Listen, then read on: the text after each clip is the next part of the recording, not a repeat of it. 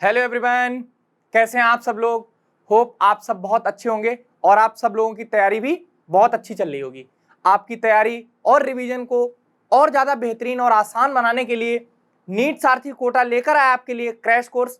सबसे पहले इस क्रैश कोर्स के बारे में एक बार जान लेते हैं कि इस क्रैश कोर्स में हम क्या करने वाले हैं। पहली तो इस क्रैश कोर्स में हम सारे के सारे चैप्टर्स जो नीट में हैं चैप्टर्स, उन सारे के सारे चैप्टर्स को हम पढ़ने वाले हैं। और जो भी चैप्टर यहाँ हम पढ़ रहे हैं वो एक चैप्टर वन शॉर्ट वीडियो में कंप्लीट करने वाले हैं। मतलब कि अगर हम एक चैप्टर को यहाँ पढ़ना स्टार्ट करेंगे एक बार, तो उसे एक वीडियो में ही हम वन शॉट में ही कंप्लीट करेंगे। साथ ही साथ उस चैप्टर से रिलेटेड जो भी कॉन्सेप्ट्स हैं वो हम यहाँ पर करेंगे, जो भी उससे रिलेटेड क्वेश्चंस हैं वो करेंगे। साथ ही साथ हम कुछ प्रीवियस ईयर क्वेश्चंस को भी यहाँ पर करने वाले हैं। लेकिन कुछ लोग कह रहे हैं कि सर ये तो क्रैश कोर्स है, हमें और ज़्यादा क्वेश्चंस की प्रैक्टिस करनी है। उन लोगों के लिए नीट सारथी ही लेकर आया आपके लिए लक्ष्य टेस्ट सीरीज। इस लक्ष्य टेस्ट सीरीज में आपको मिलने वाले हैं 8 नंबर ऑफ मेजर टेस्ट। मतलब ये जो 8 टेस्ट मेजर टेस्ट आपको मिलने वाले हैं, ये सारे के सारे टेस्ट पूरे सिलेबस पर बेस्ड रहेंगे। और ये टेस्ट सीरीज जो है वो स्टार्ट हो रही है 29 मार्च से। साथ ही साथ आपको मिलने वाले हैं 20,000 से भी ज्यादा क्वालिटी क्वेश्चंस। और उसके साथ चैप्टर वाइज प्रिपरेशन को आप चाहें कि भाई हमारा ये चैप्टर कैसा है, कितना स्ट्रांग है, इसमें हमें और क्या काम करने की जरूरत है, उसके लिए आपको मिलेंगे 300 प्लस डीपीपीज। साथ ही साथ 200 प्लस 200 से भी ज्यादा चैप्टर वाइज टेस्ट और उनके सॉल्यूशंस भी यहाँ पर आपको अवेलेबल मिलेंगे। तो आज हम जो चैप्टर पढ़ने जा रहे हैं ये चैप्टर है हमारा प्रोजेक्टाइल मोशन। प्रोजेक्टाइल मोशन को ही हम क्या बोलते हैं, मोशन इन अ प्लेन या 2 डायमेंशनल मोशन बोलते हैं। तो इस प्रोजेक्टाइल चैप्टर में हम क्या क्या पढ़ने वाले हैं उसके बारे में एक बार देख लेते हैं। सबसे पहले इसमें हम कुछ एजम्पशंस, मतलब इस चैप्टर को अगर हम पढ़ रहे होंगे तो हम कुछ एजम्पशंस को साथ लेके चल रहे होंगे, वो एजम्पशंस के बारे में जानेंगे। साथ ही साथ हम ये जानेंगे कि प्रोजेक्टाइल मोशन होता ही क्या है। उसके साथ साथ हम जानेंगे कि ग्राउंड टू ग्राउंड प्रोजेक्टाइल क्या होता है, इक्वेशन ऑफ ट्रैजेक्टरी क्या होता है, condition for maximum range and maximum height के बारे में भी जानेंगे। तो आइए आगे पढ़ते हैं इस चैप्टर को। तो सबसे पहले इसमें लिखा हुआ है एजम्पशंस। जब भी हम प्रोजेक्टाइल चैप्टर को पढ़ रहे हैं तो हम कुछ एजम्पशंस हमेशा साथ लेके चल रहे होंगे। अगर बोले गए हैं तो भी सही, नहीं है तो भी सही। तो पहला एजम्पशन जो होता है वो ये है कि acceleration due to gravity is constant. जो एक्सीलरेशन है ग्रेविटी की वजह से वो हमेशा क्या रहेगा, आपका कांस्टेंट रहेगा। दूसरी बात, जो हम प्रोजेक्टाइल देख रहे हैं सारे के सारे प्रोजेक्टाइल हमारे शॉर्ट रेंज प्रोजेक्टाइल होंगे। मतलब कोई भी प्रोजेक्टाइल बहुत बड़ी रेंज के लिए नहीं है। तीसरी इंपॉर्टेंट बात कि इस प्रोजेक्टाइल चैप्टर में पहला कि भाई ग्रेविटी कांस्टेंट माना जाएगा, शॉर्ट रेंज प्रोजेक्टाइल माना जाएगा। तो इन बातों को एक एक करके लिखते हैं कि acceleration due to gravity, acceleration due to gravity, जिसको हम नाम देते हैं small G, is constant. Acceleration due to gravity is क्या मानते हैं हम यहां पर, कांस्टेंट बोलते हैं। दूसरी बात, जो एयर रेजिस्टेंस होगा, एयर रेजिस्टेंस बोलो, एयर फ्रिक्शन बोलो, air resistance oblique air friction जो भी है यहां पर, उसको हम लोग मानेंगे एब्सेंट। यहां पर हम मानेंगे कि कोई भी एयर रेजिस्टेंस या एयर फ्रिक्शन नहीं लग रहा है। साथ ही साथ जो भी हम प्रोजेक्टाइल देखने वाले हैं वो सारे के सारे प्रोजेक्टाइल जो है हमारे वो बहुत ही शॉर्ट रेंज के प्रोजेक्टाइल हैं। किसी को भी बहुत बड़े रेंज वाले प्रोजेक्टाइल की हम यहाँ पर पढ़ाई नहीं कर रहे हैं। तो ये 3 एजम्पशन जो हैं चैप्टर के साथ साथ चलते रहेंगे। अगर बोला गया है तो भी ठीक है, नहीं बोला गया है तो भी इन बातों को मान के ही आगे बढ़ेंगे। जैसे एक अर्थ सरफेस होता है, ये अर्थ है हमारा, हमें एक बात पता होती है, ये अर्थ का सेंटर है अगर, और जो एक्सीलरेशन ड्यू टू ग्रेविटी होता है वो हमेशा अर्थ के सेंटर की तरफ ही लगता है। जो एक्सीलरेशन ड्यू टू ग्रेविटी होता है वो हमेशा अर्थ के सेंटर की तरफ ही लगता है। तो जो सरफेस, 2 टर्म यहां पर हम डिफाइन कर रहे हैं, एक होता है हॉरिजॉन्टल प्लेन, एक होता है वर्टिकल प्लेन। तो हम अगर हॉरिजॉन्टल प्लेन की बात कर रहे हैं तो हॉरिजॉन्टल प्लेन की बात यह है कि जो प्लेन पैरेलल होगा किसके, अर्थ की सरफेस के, जो भी प्लेन अर्थ की सरफेस के पैरेलल है वो वाला हमारा कंसीडर होता है हॉरिजॉन्टल प्लेन। तो plane parallel to earth surface, plane parallel to earth surface, इतनी सी बात है। जो भी हमारा अर्थ सरफेस के पैरेलल प्लेन है वो हमारा कैसा प्लेन है, हॉरिजॉन्टल प्लेन है। इसको हमने ऐसे बना दिया। दूसरा आता है वर्टिकल प्लेन। दूसरी बात कर रहे हैं हम किसकी, वर्टिकल प्लेन की। तो जो वर्टिकल प्लेन है, जो बात कर रहे हैं वर्टिकल प्लेन की, इस वर्टिकल प्लेन में हम क्या जानने वाले हैं कि जो भी प्लेन हमारा अर्थ सरफेस के परपेंडिकुलर है, plane perpendicular to earth surface, perpendicular to earth surface, उस वाले प्लेन को हम बोल रहे हैं यहां पर वर्टिकल प्लेन। इसमें जो एक्सीलरेशन ड्यू टू ग्रेविटी है वो हमेशा अर्थ के सेंटर की तरफ लगने वाला है, और जो प्लेन है जो अर्थ सरफेस के पैरेलल रहेगा वो प्लेन अर्थ सरफेस के जो पैरेलल रहेगा वो हमारा हॉरिजॉन्टल प्लेन रहेगा। जो अर्थ सरफेस से परपेंडिकुलर रहेगा वो वाला प्लेन हमारा वर्टिकल प्लेन रहने वाला है। अब देखते हैं आगे प्रोजेक्टाइल मोशन। प्रोजेक्टाइल मोशन क्या होता है इसके बारे में जान लेते हैं। Projectile motion superposition of two independent motion है। ये सुपरपोजिशन होता है दो इंडिपेंडेंट मोशन का, जिसमें एक मोशन तो होता है वर्टिकल डायरेक्शन में कांस्टेंट एक्सीलरेशन के साथ, एक मोशन होता है हॉरिजॉन्टल डायरेक्शन में कांस्टेंट वेलोसिटी के साथ। तो प्रोजेक्टाइल मोशन की अगर हम बात कर रहे हैं तो ये सुपरपोजिशन है टू स्ट्रेट लाइन मोशन का। तो हम लिखते हैं it is the superposition of, एक वर्ड है सुपरपोजिशन, अभी इसको भी समझते हैं। Superposition of two straight line motion, it is the superposition of two straight line motion, two straight line motion, one in vertical direction, one in vertical direction with constant acceleration। जो vertical direction का motion है वो किसके साथ में है, constant acceleration के साथ में है। And other is in horizontal direction, other is in horizontal direction with constant velocity।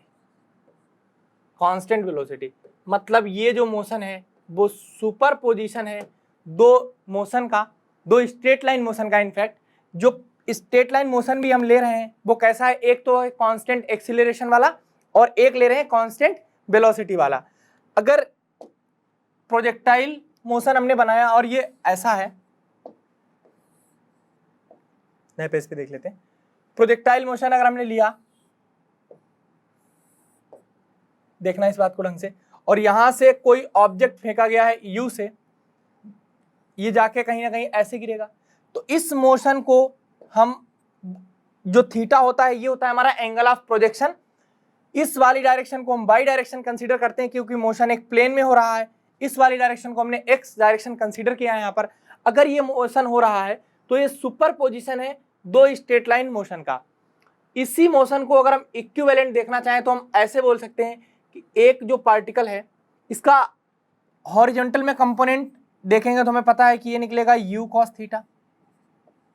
जो वर्टिकल कंपोनेंट इसका यहां निकल के आएगा वो निकल के आएगा u sin theta, u sin theta.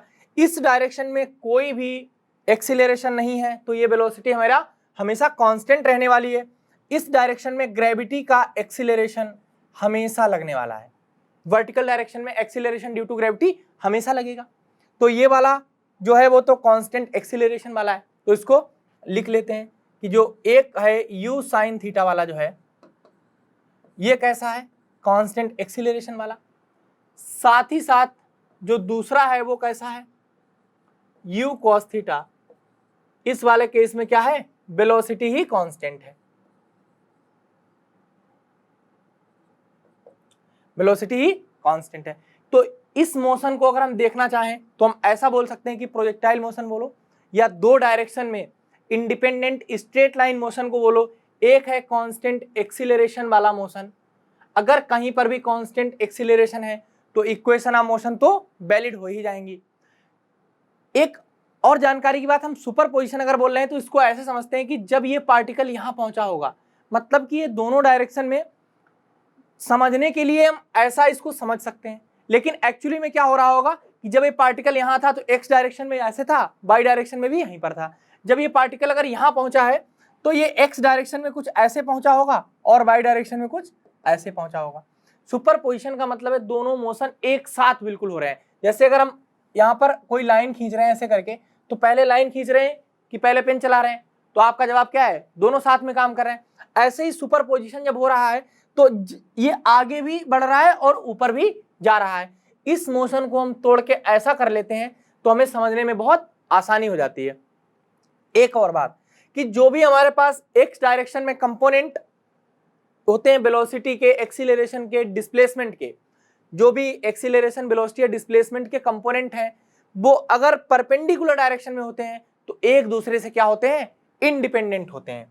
एक दूसरे से क्या होते हैं, इंडिपेंडेंट होते हैं। मतलब कि आप अगर बात करें कि डेल्टा एक्स हमने लिया और डेल्टा वाई लिया,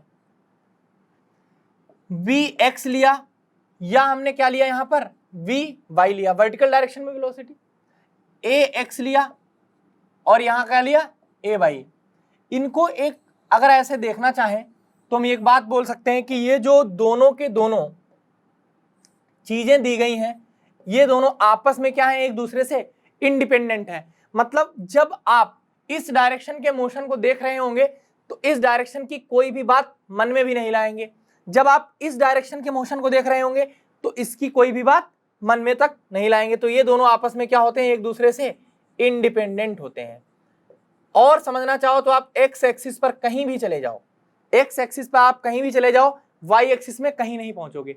मतलब कि परपेंडिकुलर डायरेक्शन में इफेक्ट जो होता है एक्सीलरेशन का, वेलोसिटी का, जो इनके कंपोनेंट होते हैं एक दूसरे के परपेंडिकुलर डायरेक्शन में, उनका जीरो होता है। यहाँ पर हमारा कैसे हेल्प करने वाला है बात कि जब हम वर्टिकल डायरेक्शन के मोशन को देख रहे होंगे उस समय हॉरिजॉन्टल डायरेक्शन के मोशन को क्या कर रहे होंगे, बिल्कुल अलग तरीके से उसको कहीं भी डिस्टर्ब नहीं कर रहा होगा। जब हम हॉरिजॉन्टल डायरेक्शन के मोशन को देख रहे होंगे तो फिर वर्टिकल डायरेक्शन का हमारा मोशन रह रहा होगा अलग सा। अच्छा एक बात बताओ, अगर कोई आपसे पूछता है कि जब ये पार्टिकल यहां पहुंचा तो ये यहां भी पहुंचा, जब ये पार्टिकल अपने मैक्सिमम हाइट पर पहुंचा होगा तो ये यहां भी पहुंच चुका होगा, यहां पहुंच चुका होगा कहीं, जब ये पार्टिकल वापस यहां पहुंचा होगा तो ये यहां भी पहुंच चुका होगा। जो पूरी की पूरी प्रोजेक्टाइल की लेंथ होती है इसका नाम हम देते हैं रेंज, जिसको डिनोट किया जाता है आर से, जिसको डिनोट किया जाता है आर से। जितनी हाइट तक प्रोजेक्टाइल ऊपर चला जाता है, जो अगर सबसे ज्यादा मैक्सिमम हाइट तक कहीं पर जा रहा है तो उसको नाम दिया जाता है एच मैक्स, कि मैक्सिमम कितनी हाइट तक प्रोजेक्टाइल गया हुआ है। एक और कॉन्सेप्ट देखते हैं, जब हम स्ट्रेट लाइन मोशन की बात कर रहे थे तो हमें पता चल गया कि इन दोनों को अगर देखना है तो हम इनको इंडिपेंडेंट डायरेक्शन की तरह ट्रीट कर सकते हैं। यहां पर हम एक मोशन ले रहे हैं वर्टिकल डायरेक्शन वाला, वर्टिकल डायरेक्शन में इसका जो एक कंपोनेंट है ये u sin थीटा है और एक्सीलरेशन ड्यू टू ग्रेविटी लग रहा है g, acceleration due to gravity लग रहा है g। अगर ये कहीं हाइट तक गया और वापस आ गया, हम सबसे पहले ये निकालना चाह रहे हैं कि ये पार्टिकल कितनी देर बाद वापस जमीन में आ गया, कितनी देर बाद हमारा क्या आ गया, वापस जमीन में आ गया। तो जब हम जैसे हम काइनेमेटिक्स में भी पढ़ रहे थे, जो काइनेमेटिक्स में हमने स्टार्ट किया था तो पहला चैप्टर पढ़ा था रेक्टिलिनियर मोशन, उसमें भी हमने सवाल किए थे कांस्टेंट एक्सीलरेशन गिवन है, वेलोसिटी गिवन है, तो क्या हम बोल सकते हैं कि यहाँ पर इक्वेशन ऑफ मोशन लगाना वैलिड है, इक्वेशन ऑफ मोशन लगाना वैलिड है। हमें पता करना है कि ये मैक्सिमम हाइट तक कहाँ तक गया, तो हम क्या क्या निकालने चल रहे हैं और वहां तक लगने वाला हमारा टाइम क्या है। साथ ही साथ हम ये भी चीज को देख लें कि ये कितनी स्पीड से वापस गिरा है आके। तो हम पहले एक एक चीज को हर बार में देख लेते हैं। अगर ये आया ऐसे करके, ये गिरने की स्पीड मान लेता हूं मैं v। तो पहले हम ये देख लें कि जितने स्पीड से गया है तो गिरा कितनी स्पीड से। तो पहले हम क्या चेक कर ले रहे हैं, तो इक्वेशन ऑफ मोशन लगाना है। इक्वेशन ऑफ मोशन हम लगा लेते हैं यहाँ पर, तीसरी equation of motion, b square बराबर u square plus 2a dot delta r. A क्या है, एक्सीलरेशन है, डेल्टा या आर क्या है हमारे पास, डेल्टा आर हमारे पास क्या होता है, डिस्प्लेसमेंट होता है।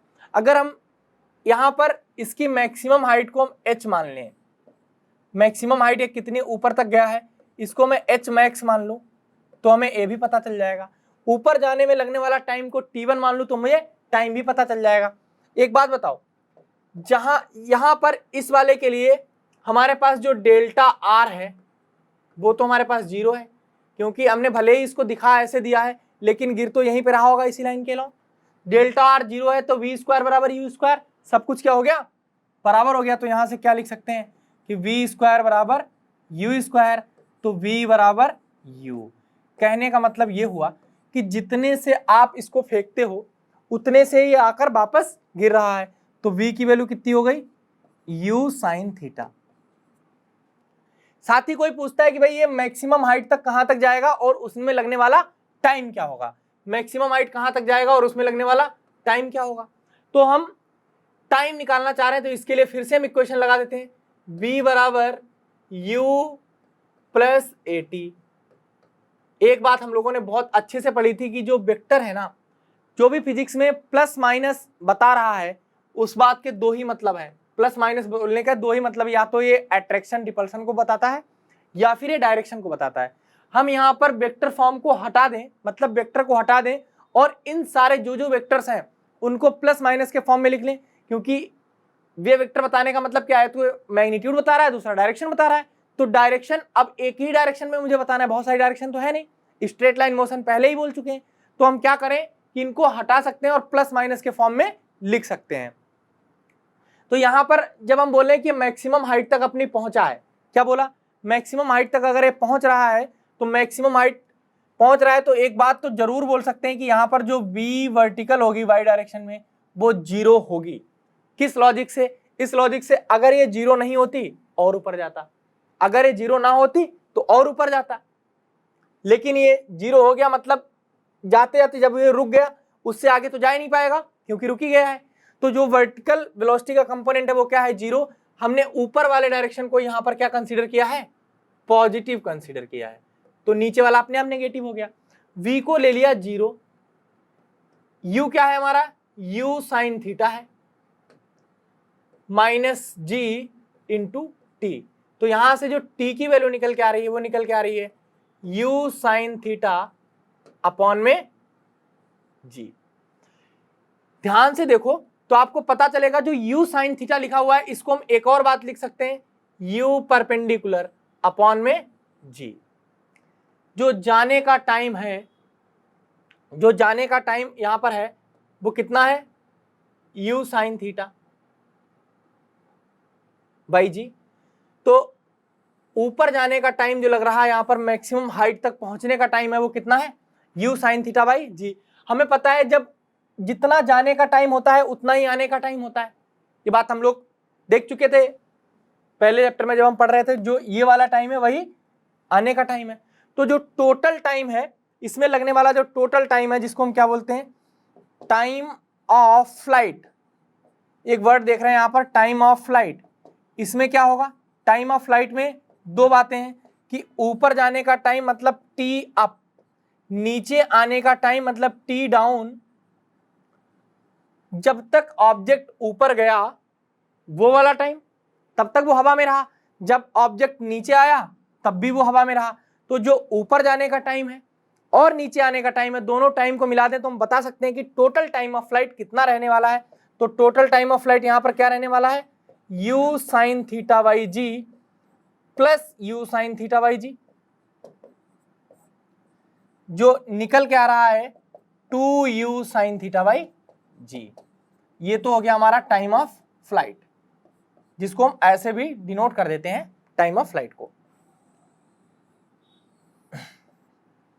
जब टाइम ऑफ फ्लाइट जान लिया, इसी टाइम ऑफ फ्लाइट को हम कैसे लिख सकते हैं, इसी टाइम ऑफ फ्लाइट को कैसे लिख सकते हैं, 2u sin थीटा बाई जी। इसको हम लिख दें क्या, 2u परपेंडिकुलर अपॉन में जी, 2u परपेंडिकुलर अपॉन में जी। देखो हो क्या रहा है, हो ये रहा है, अगर इसको दूसरे तरीके से हम देखते तो हम क्या बोलते कि जो u sin थीटा है ना, वेलोसिटी को कौन बदलता है, एक्सीलरेशन बदलता है। कैसे बदलता है, अपनी वैल्यू से हर सेकंड बदलता है। जैसे अगर इसकी यूनिट है 10 मीटर पर सेकंड स्क्वायर, तो वो वेलोसिटी को अपनी वैल्यू से बदलेगा। वेलोसिटी होता है क्या, rate of change of acceleration होता है क्या, rate of change of velocity with respect to time. तो ये अपनी वैल्यू से हमेशा वेलोसिटी को क्या करता रहेगा, बदलता रहेगा। पहले अगर u sin थीटा था तो अगले इंस्टेंट पे इसका क्या हो जाएगा, u sin थीटा माइनस जी, फिर अगले सेकंड पे क्या हो जाएगा, u sin theta minus 2g। मतलब ये एक दूसरे के अपोजिट डायरेक्शन में, तो हमेशा अपनी वैल्यू से इसको चेंज करता रहेगा। इसके अलोंग लग रहा होगा तो इसको बढ़ाता रहेगा, इसके अपोजिट लग रहा होगा तो इसको घटाता रहेगा। एक और इंपॉर्टेंट बात जिसको हम सोच रहे हैं कि जब तक ये पार्टिकल ऊपर पहुंचा, और ऊपर पहुंचने के साथ साथ जब तक ये जमीन में मतलब गिरा सरफेस पे, यहां से पार्टिकल ऊपर गया होगा, जब ये यहां पहुंचा होगा तो ये हॉरिजॉन्टल डायरेक्शन में यहां पहुंचा होगा, जब ये पार्टिकल वापस यहां पहुंचा होगा तो ये हॉरिजॉन्टल डायरेक्शन में यहां पहुंच गया होगा। जो ये वाली चीज थी ना, इसी को हम रेंज कहते थे, इसी वाली चीज को हम क्या कहते थे, रेंज कहते थे। अगर टाइम ऑफ फ्लाइट पता चल गया, टाइम ऑफ फ्लाइट हमें पता चल गया, तो रेंज के लिए फॉर्मूला हम क्या लिख सकते हैं, रेंज के लिए फॉर्मूला लिख सकते हैं कि टाइम ऑफ फ्लाइट इनटू, किसी भी फॉर्मूले को याद नहीं करना है, सारे के सारे ऐसे अंडरस्टैंडिंग से समझ में आ जाते हैं। Time of flight into u cos theta, क्योंकि u cos थीटा क्या है, कांस्टेंट है हमारा, और कांस्टेंट वेलोसिटी से अगर कुछ टाइम के लिए कोई ऑब्जेक्ट चल रहा है तो वो कहां तक पहुंचेगा, उसी बात को हमने यहाँ पर रेंज बोला हुआ है। तो टाइम ऑफ फ्लाइट क्या निकला था हमारे पास, 2u sin थीटा अपॉन में g multiplied by u cos theta. u का u से मल्टीप्लाई कर दो तो बना क्या, u स्क्वायर, जो 2 को इधर ले आओ, 2 sin theta multiplied by cos theta upon में g। जो 2 sin theta into cos theta होता है, इसी को हम नाम क्या देते हैं, sin 2 थीटा। एक वर्ड फॉर्मूला होता है हमारे पास sin 2 थीटा का, sin 2 थीटा का वैल्यू जो है वो होता है 2 sin थीटा cos थीटा। मतलब कि जो यहां पर यहां से यहां तक दिया गया है वो इतनी सी बात है। अब ये निकल आया क्या, रेंज की हमारे बात निकल आई है कि भाई जो रेंज है वो ये कितनी निकल के आई है। अच्छा एक चीज तो हमें पहले ही पता है कि जो थीटा है वो क्या है, एंगल ऑफ प्रोजेक्शन है, किस एंगल पे फेंका गया वही तो थीटा है। रेंज अगर हमें मिली है तो रेंज हम बात कर रहे हैं यहां पर मैक्सिमम रेंज की। अगर हम किसकी बात करने वाले हैं यहां पर कि मैक्सिमम रेंज इसकी क्या होगी, मैक्सिमम रेंज के बारे में अगर हम जानना चाहते हैं तो मैक्सिमम रेंज को हम कैसे बता सकते हैं। देखो रेंज के फॉर्मूले में आप देख के बताओ कि यहां पर u जितने से फेंक दिया वो तो कांस्टेंट हो गया, फिक्स हो गया, मतलब जो g है वो भी फिक्स है, नहीं बदल सकता है। तो क्या बदल सकता है, sin 2 थीटा बदल सकता है। आप चाह रहे हो कि ये चीज मैक्सिमम हो जाए, नीचे वाली चीज फिक्स है, ये वाली चीज भी फिक्स है, तो आप नीचे अगर कुछ फिक्स है तो आपको क्या करना पड़ेगा, sin 2 थीटा को ही मैक्सिमम करना पड़ेगा। मैक्सिमम रेंज के लिए, फॉर मैक्सिमम रेंज के लिए हमें क्या करना पड़ेगा, फॉर मैक्सिमम रेंज के लिए हमें sin 2 थीटा को मैक्सिमम करना पड़ेगा। जो sin 2 थीटा है वो मैक्सिमम क्या होगा, तो हमें पता है साइन की जो मैक्सिमम वैल्यू है वो हो सकती है 1, और साइन की जब वैल्यू 1 होगी तो साइन एंगल बना रहा होगा 90 का डिग्री का, ऐसा हो रहा होगा। तो क्या हम बोल सकते हैं अगर दो चीजें बराबर हैं तो उनके एंगल भी बराबर हो सकते हैं। हमेशा होगा ऐसा जरूरी नहीं है, क्योंकि हो सकता है साइन थीटा कुछ अलग एंगल पे भी वैल्यू दे जाए, लेकिन यहाँ पर प्रोजेक्टाइल में जो हम एंगल ले रहे हैं फर्स्ट क्वाड्रेंट में, उस हिसाब से बिल्कुल वैलिड है हमारा। तो 2 थीटा बराबर 90 डिग्री, तो यहाँ से जो थीटा की वैल्यू आ गई वो निकल के आई 45 डिग्री। ये क्या कहना चाहता है, थीटा को 45 डिग्री बोलने का क्या मतलब है, इसको बोलने का ये मतलब है कि आप अगर आपके पास यू से फेंकना है, इसका बोलने का ये मतलब है कि आप पार्टिकल को किसी को यू से फेंक रहे हो, यू आपने फिक्स कर दिया, ये क्या कहा आपने, फिक्स कर दिया। अब आपके पास बदलने की चॉइस क्या है, आप इसका एंगल बदल सकते हो। अभी भी यू फिक्स रख रहे हो आप, अभी भी यू क्या कर रहे हो, फिक्स रख रहे हो आप। तो यू फिक्स करते हुए अगर आप चाहते हो, यू फिक्स करते हुए आप चाहते हो कि आप मैक्सिमम रेंज तक फेंक पाओ, सबसे दूर फेंकना है, तो आपको थीटा को क्या करना पड़ेगा, 45 डिग्री लेना पड़ेगा। इसी बात का मतलब है मैक्सिमम रेंज। मैक्सिमम रेंज जब हम बोल रहे हैं तो किस बात को बोल रहे हैं कि आपको यू तो क्या करना पड़ेगा, फिक्स करना पड़ेगा। यू को आपने फिक्स कर दिया, यू को फिक्स करने के बावजूद भी आप किस एंगल पे फेंको कि सबसे दूर फेंक दो, तो वो एंगल हमारा निकल के आया है 45 डिग्री। ये एक बात रेंज से देख ली। अब दूसरी बात रेंज से एक और चीज देखते हैं। जो रेंज से हम देखने वाले हैं, इसका फॉर्मूला निकला है हमारे पास, u square sine 2 theta upon में g, u square sine 2 theta upon g. ये हमारे पास रेंज का फॉर्मूला निकला है। इसको और ओपन करके अगर हम लिखते हैं तो हम क्या लिखेंगे, यू स्क्वायर और साइन 2 थीटा को फिर से हम क्या लिख सकते हैं, 2 sine theta cos theta whole upon में जी, होल अपॉन में जी। एक चीज बताओ आप, और साफ सुथरा इसको लिख देते हैं बिल्कुल अच्छा सा, कि you square multiplied by 2 sine theta cos theta और अपॉन में क्या है जी। जब आप बात कर रहे हो कि आपने 2 साइन थीटा कॉस थीटा इस वाले फॉर्म में लिखा, क्यों ऐसा हम कर रहे हैं, एकदम मन में एक विचार आया कि आप अगर थीटा की जगह पर 90 माइनस थीटा को रखो, थीटा की जगह पर 90 माइनस थीटा को रखो, तो होता क्या है कि कॉस जो है ना वो साइन में कन्वर्ट हो जाता है और साइन हमारा कॉस में कन्वर्ट हो जाता है। तो यहां से जो आर की वैल्यू निकल के आएगी वो क्या निकल के आएगी, आर डैश। हम क्या कर रहे हैं, थीटा को रिप्लेस कर रहे हैं किससे, 90 माइनस थीटा से।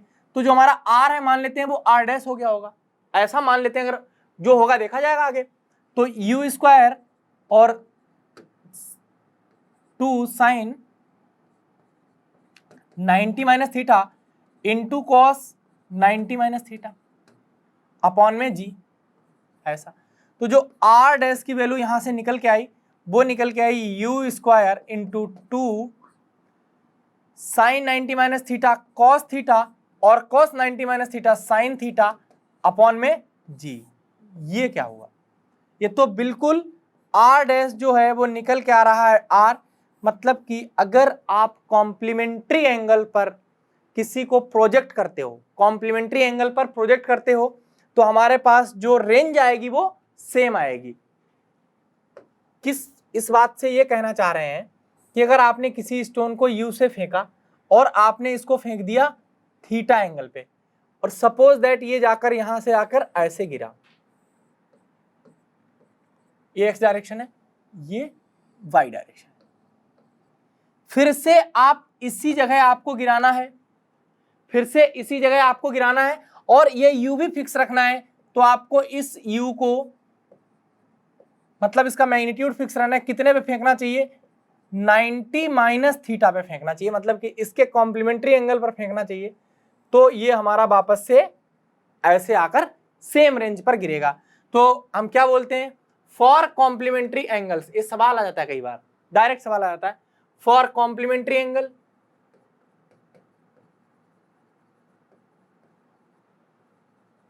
फॉर कॉम्प्लीमेंट्री एंगल्स जो रेंज है ना बिकम सेम, कॉम्प्लीमेंट्री एंगल पर रेंज जो है ना वो वापस से बराबर हो जाती है आके। आपने किसी को 30 डिग्री पर फेंका, दूसरे ने किसी को 90 डिग्री पर 60 डिग्री पर फेंका, तो दोनों स्टोन एक ही जगह पर जाकर गिरेंगे, बशर्ते शर्त, तो फिर दोनों क्या सेम मोशन होंगे, बिल्कुल ना। डिफरेंस क्या आएगा, डिफरेंस आएगा इसकी मैक्सिमम हाइट के बारे में, कहां पर आ रही होगी उसके बारे में। तो हमने एक तो रेंज के बारे में जान लिया, दूसरा किसके बारे में जान लिया, टाइम ऑफ फ्लाइट के बारे में जान लिया। टाइम ऑफ फ्लाइट का मतलब कि कितनी देर में जो स्टोन है वो हवा में रह रहा है। अगली बात हम जानते हैं मैक्सिमम हाइट के बारे में कुछ बात कर लेते हैं। यहां पर जैसे आप पढ़ रहे थे तो ये u sin थीटा से ऊपर फेंक रहे हैं, एक्सीलरेशन ड्यू टू ग्रेविटी इधर है, और कह रहे हैं कि ये भाई मैक्सिमम हाइट तक कहां तक जाएगा। सपोज दैट बोल दिया कि जो मैक्सिमम एच मैक्स हमने मान लिया, अगर एच मैक्स मान लें कि मैक्सिमम हाइट तक गया, तो क्या हमें साथ ही साथ एक चीज को और मान लेना चाहिए कि यहां पर इसकी वर्टिकल वेलोसिटी जो हो गई वो 0 हो गई। तो अगर हमें इसकी मैक्सिमम हाइट तक जाना है तो हम क्या बोल सकते हैं, एच मैक्स हमें कैलकुलेट करना है कि कितनी मैक्सिमम हाइट तक गया होगा। तो हमारे पास फिर से इक्वेशन ऑफ मोशन लगा सकते हैं। क्यों लगा सकते हैं? क्योंकि एक्सीलरेशन जो है ना वो कांस्टेंट है, एक्सीलरेशन कांस्टेंट है, तो इक्वेशन ऑफ मोशन लगाना तो बाएं हाथ का खेल है। कौन सी इक्वेशन यहाँ पर हमें लगानी चाहिए? देखो एक बात तो हमने पता कर ली कि ये वाली जो वर्टिकल कंपोनेंट होगा वेलोसिटी का, ये यहाँ पर आके 0 होना ही चाहिए, तभी तो मैक्सिमम हाइट होगी, अदरवाइज ये और ऊपर जाना चाहेगा। तो हम यहाँ पर एक इक्वेशन हमें पता है कि हम एच मैक्स के लिए ये लिखते हैं क्या, u प्लस वी अपॉन में 2 और मल्टीप्लाइड बाई टी। इक्वेशन निकाली थी हमने। टी क्या है यहाँ पर, यहां से यहां तक जाने वाला टाइम, ये टी है। अच्छा, हम बता रहे हैं कि ये अपनी वैल्यू से हमेशा इसको घटा रहा है। एक बार समझते हैं इस चीज को थोड़े से। जैसे अगर 30 से जा रहा होता तो ये एक्सीलरेशन अगर इसके इधर लग रहा है तो अगले सेकंड पे इसकी कितनी हो जाती, 20 होती ऊपर की तरफ, फिर अगले सेकंड पे ऊपर की तरफ ही 10 होती। कर क्या रहा है, हमेशा ये अपनी वैल्यू से वेलोसिटी को बदल रहा है, ऐसा ही तो कर रहा है। तो कितनी देर बाद ये 0 कर देगा, तो हमें पता है 3 सेकंड बाद, 1 सेकंड बाद 20, दूसरे सेकंड बाद 10, तीसरे सेकंड बाद 0 कर देगा। मतलब कि 30/g अगर हम करें तो भी 3 सेकंड आ रहा है, मतलब कि जो टाइम ऑफ फ्लाइट निकला था वो u/g निकला था। तो यहां पर u जो दिया गया है किस डायरेक्शन को पॉजिटिव मान लिया जाए, तो बोलते हैं कि ऊपर वाले डायरेक्शन को ही हम पॉजिटिव मान लें। यही एक इक्वेशन, इसके बारे में क्या इसको एच मैक्स बता सकती नहीं, कोई भी बता सकती है, और दूसरी इक्वेशन की मदद से हम ऐसा कर सकते हैं, लेकिन ये आसान पड़ रहा है इसलिए ऐसा कर रहा है। u तो हमारे पास क्या है, u साइन थीटा है, जो v है वो हमें 0 होना पड़ेगा मैक्सिमम हाइट के लिए, अपॉन में 2, और साथ ही साथ जो टाइम ऑफ फ्लाइट निकल के आएगा वो निकल के आ रहा था u साइन थीटा, मतलब कि u परपेंडिकुलर अपॉन g। तो जो h मैक्स की वैल्यू निकल के आई वो निकल के आई u square sine square theta upon में 2g। ये जाएगा मैक्सिमम हाइट तक, इतनी दूर तक ये गया होगा ऊपर की डायरेक्शन में, जिसका फॉर्मूला निकल के आ गया u square sine square theta upon में 2g। देखो यहां पर देखने की बात क्या है कि अगर आपको u फिक्स कर दिया जाए, अब आपने u क्या करा, फिक्स करा, क्या करा, u को आपने क्या करा, फिक्स किया। फिर आप चाहते हो कि आपको सबसे ऊंचा फेंकना है, मतलब u की आपके पास लिमिट सेट है, आपके पास चॉइस नहीं है कि आप u ऐसे फेंको, कि u आप ऐसे फेंको, कि u को आप ऐसे फेंको, ये आपके पास चॉइस अभी नहीं है। लेकिन आपने क्या कर दिया है कि u से ही फेंकेंगे, मतलब इस मैग्नीट्यूड को फिक्स कर दिया है, और आपको मैक्सिमम हाइट तक जाना है। सबसे ज्यादा ऊंचा कब आप फेंक दोगे, उसके लिए हम निकालना चाह रहे हैं angle theta for maximum height h। तो हम थीटा के लिए अगर हम बोलते हैं कि एच मैक्स के लिए अगर हम थीटा देखना चाह रहे हैं, एच मैक्स हमारा होगा कितना, u square sine square theta upon 2g, u square sine square theta upon 2g। अच्छा, इसी बात को क्या हम ऐसा लिख सकते हैं, नहीं, u परपेंडिकुलर का स्क्वायर, u परपेंडिकुलर का स्क्वायर, मतलब कि जो इससे परपेंडिकुलर वेलोसिटी है वही तो इसको ऊपर ले जा रही है, अपॉन में 2g। ये लिखना भी उतना ही सही है जितना ये लिखना सही है। हम बात कर रहे हैं एच मैक्स की, तो हमें क्या करना चाहिए कि इस चीज को हमें मैक्सिमाइज करना है। आपने u को फिक्स कर दिया, 2g तो अपने आप फिक्स है, तो हमें एच मैक्स अगर हमें निकालना है तो हम क्या बोलना चाह रहे हैं, एच मैक्स बोलने का मतलब क्या है कि हमारे पास क्या मैक्सिमम होना चाहिए, इसका मतलब है कि हमें साइन स्क्वायर थीटा जो है वो हमें चाहिए क्या, मैक्सिमम। और हमें पता है साइन स्क्वायर थीटा की मैक्सिमम वैल्यू क्या होती है, 1 होती है। जैसे ही साइन स्क्वायर थीटा की मैक्सिमम वैल्यू 1 है तो साइन थीटा की भी रूट ले लिए दोनों साइड, साइन थीटा की मैक्सिमम वैल्यू 1, तो यहां से थीटा जो निकल के आया वो कितना निकल के आया, 90 डिग्री निकल के आया। यहां से कितना निकल के आया, थीटा 90 डिग्री निकल के आया। तो हम बोलते हैं कि यहाँ एक इंपॉर्टेंट बात जो हमारे पास निकल के आई कि u को आपने फिक्स रखा, इतने ही स्पीड से हम उसको फेंक सकते हैं, हमारे पास चॉइस नहीं है हम किधर फेंकें। तो चॉइस यहां से निकल के आ गई। आप किसी चीज को अगर मैक्सिमम हाइट तक फेंकना चाहते हो तो उसका बनने वाला जो एंगल हॉरिजॉन्टल से है वो कितना होना चाहिए, 90 डिग्री होना चाहिए, तब तो आपको मिलने वाला है मैक्सिमम हाइट, ये मिलेगा एच मैक्स। ठीक, कितना होना चाहिए एंगल, 90 डिग्री। आप बात कर रहे हो कि मैक्सिमम रेंज की, तो मैक्सिमम रेंज के लिए अगर यू आपने क्या कर दिया है भाई, फिक्स कर दिया है, ये क्या है, फिक्स है। यहां पर जो यू है ये भी क्या है, फिक्स है, यू क्या है हमारा, फिक्स है। तो अगर मैक्सिमम सबसे दूर तक फेंकना है, मतलब जो रेंज आपको आर मैक्स लानी है, उसके लिए हम बता रहे हैं कि आपको फेंकना चाहिए theta is equal to 45 degree पर। ये सारे के सारे देखो फॉर्मूले का भी याद होने चाहिए तो बहुत अच्छा है, नहीं भी याद होंगे तो डायरेक्ट ही हम लोग इनको समझ के कर सकते हैं कि एच मैक्स का फॉर्मूला क्या है, आर मैक्स का फॉर्मूला क्या है, कब किस पे क्या हो रहा है। तो इन सारे फॉर्मूले को एक बार हम लिख लेते हैं कि जब भी हमारे पास बात करी जाएगी टाइम ऑफ फ्लाइट की तो इसको हम लिख देंगे 2u साइन थीटा अपॉन में g, जो क्या होगा जाके 2u perpendicular whole upon g। ये तो हो गया टाइम ऑफ फ्लाइट। हमसे बात करी जाए रेंज की, रेंज की अगर बात करी जाएगी तो कितना होना चाहिए, you square sine 2 theta upon में जी। ओपन करके लिख रहे थे तो क्या लिख रहे थे कि यू कॉस थीटा तो हमारा क्या था, कांस्टेंट वेलोसिटी था, और कब तक ये जा रहा था, टाइम ऑफ फ्लाइट, मतलब कि जब तक जमीन में नहीं गिर गया तब तक ये चलता रहा, उससे इसकी रेंज निकल आती है। थीटा को हम क्या ले रहे हैं, अगर थीटा को 45 डिग्री लिया, यू क्या है फिक्स किया, यू क्या है फिक्स किया, तो हमें क्या मिल जाएगा, आर मैक्स मिल जाएगा, मैक्सिमम रेंज हमें मिल जाएगी उस वाले यू पर। साथ ही साथ इधर हमने देखा कि भाई जो एच है वो कितना निकल के आ रहा था, मैक्सिमम हाइट का फॉर्मूला निकाला था, वो कितना निकला था, you square sine square theta upon में 2g, और देखें तो इसको क्या बोलेंगे, यू परपेंडिकुलर का स्क्वायर अपॉन में 2g। फिर से हम बोलते हैं कि आपने क्या करा है, u को तो फिक्स रहने दिया है, फिर थीटा जो है आपने 90 डिग्री लिया, तो इन दोनों बातों को साथ साथ होने पर आपको मिल जाएगा एच मैक्स उस वाले पर्टिकुलर u पर। पर्टिकुलर u पर हमें क्या मिल जाएगा, एच मैक्स मिल जाएगा। ठीक है, इन सारे क्वेश्चंस को देखा, इस एक क्वेश्चंस को करने में बड़ी मदद करने वाले हैं फॉर्मूले हमारे।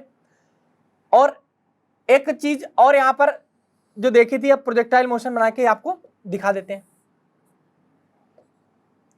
जो जो यहां पर हमने सीखा हुआ है वो ये निकाल लिया हमने, फॉर्मूला निकाल लिया, रेंज निकाल ली, सब कुछ निकाल लिया, लेकिन अगर हमें कभी जनरल पॉइंट पर लिखने की पड़ जाए कि हमें भाई इस पॉइंट पर इसकी क्या बतानी है, वेलोसिटी बतानी है, स्पीड मतलब वेलोसिटी बतानी, तो हम क्या बताएंगे, इसकी एक्स डायरेक्शन में भी बताएंगे और वाई डायरेक्शन में भी बताएंगे,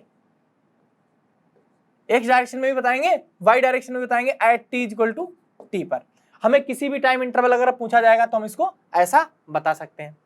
देखो जब ये अपनी मैक्सिमम हाइट पर आएगा, जब अपनी ये मैक्सिमम हाइट पर आएगा, उस समय आते आते इसका वर्टिकल वाला कंपोनेंट तो क्या हो रहा होगा, जैसे जैसे ऊपर जा रहा होगा ये वाला कंपोनेंट तो घट रहा होगा, ये वाला कंपोनेंट कांस्टेंट रह रहा होगा। जब बोलते हो आप मैक्सिमम हाइट पर आएगा, इस समय पर इसके पास जो सिर्फ ये वाला कंपोनेंट बचेगा, जिसको हम नाम दे रहे हैं Vx, जो क्या होगा हमारा हॉरिजॉन्टल कंपोनेंट बचेगा। नीट में एक सवाल आया था, उन्होंने कहा कि प्रोजेक्टाइल मोशन में हाईएस्ट पॉइंट पर जो वेलोसिटी है वो क्या होती है, 0 होती है, जिसका जवाब बिल्कुल गलत है, क्योंकि वर्टिकल कंपोनेंट वेलोसिटी का 0 है, हॉरिजॉन्टल कंपोनेंट तो कांस्टेंट होता है, वो तो हमेशा ही बना रहता है। देखो यहां से भी आप देख सकते हैं। हमें लिखना है Vy, हमें क्या लिखना है, Vy किसी टाइम t पर, तो हम क्या लिखेंगे भाई, ऊपर की तरफ अगर ये u था, एंगल थीटा बन रहा है, साफ सुथरा लिख देते हैं, ये एंगल क्या बन रहा है हमारे पास, थीटा बन रहा है। तो एक कंपोनेंट तो इसका इधर आ रहा है u cos थीटा, एक कंपोनेंट ऊपर की तरफ जा रहा है u sin थीटा, और हमें किसी भी टाइम पर लिखना है इसकी v, तो हम क्या लिख देंगे भाई, v बराबर u प्लस ए टी। ऐसे इक्वेशन ऑफ मोशन किस मन से लगा दिया, आप बोलोगे कि एक्सीलरेशन इसका क्या है, कांस्टेंट है। एक्सीलरेशन ड्यू टू ग्रेविटी क्या है, कांस्टेंट है। एक्सीलरेशन ड्यू टू ग्रेविटी हमारा क्या है, कांस्टेंट है।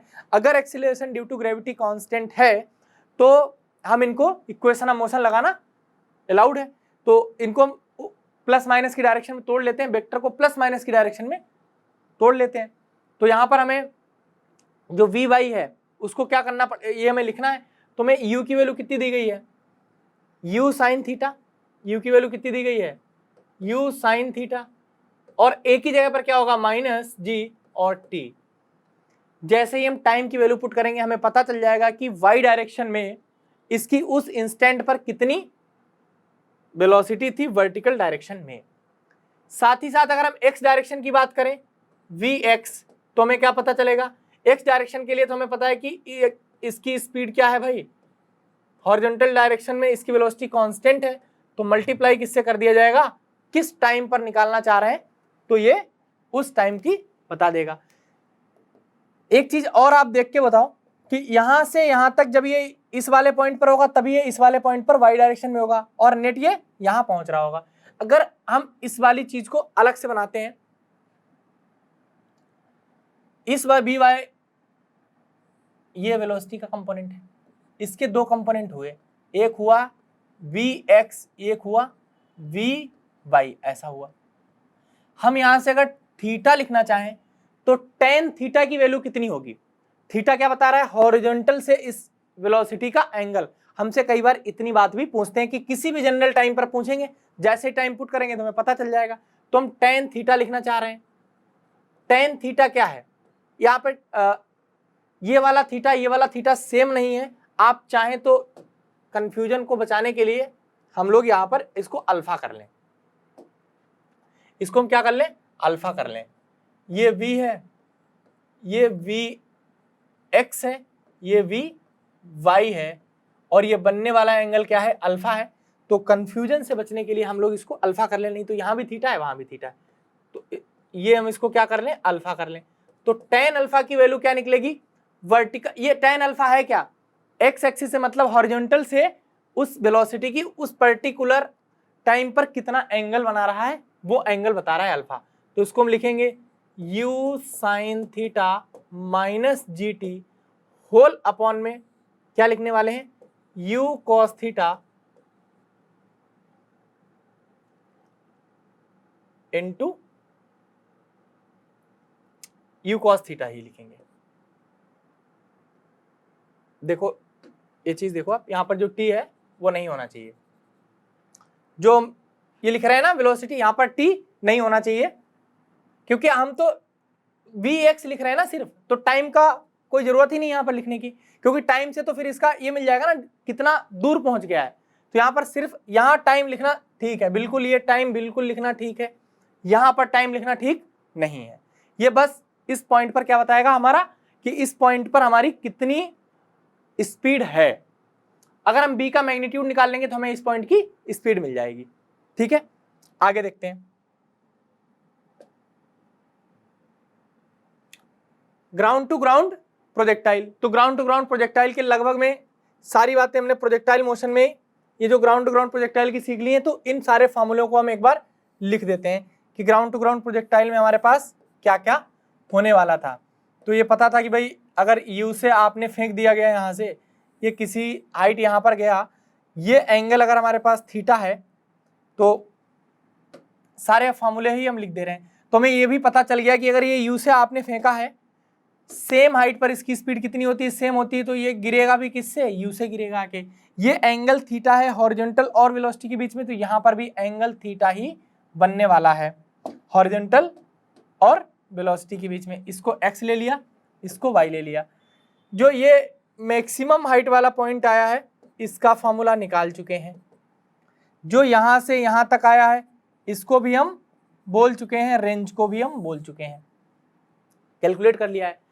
ये सारे फॉर्मूला को जो यूज करते हुए हम सबका कोई भी क्वेश्चन इसके सॉल्व कर सकते हैं। लेकिन जल्दी करना हो तो हम कैसे करेंगे कि प्रोजेक्टाइल को अगर हमें करना है तो हम जल्दी कैसे करेंगे, इन दोनों को इंडिपेंडेंट डायरेक्शन में तोड़ लिया, तोड़ने के बाद में एक मोशन को सॉल्व किया। जैसे आपसे कोई पूछे कि इस वाले इंस्टेंट पर जब ये पार्टिकल की वेलोसिटी जो थी वो अपने मैक्सिमम हाइट पर था, उस समय कहाँ पहुंचा होगा, तो आप बोल दोगे उस समय आधी रेंज पर पहुंचा होगा, क्योंकि कौन सा सुपर पोजिशन वाला मोशन है, टू स्ट्रेट लाइन मोशन।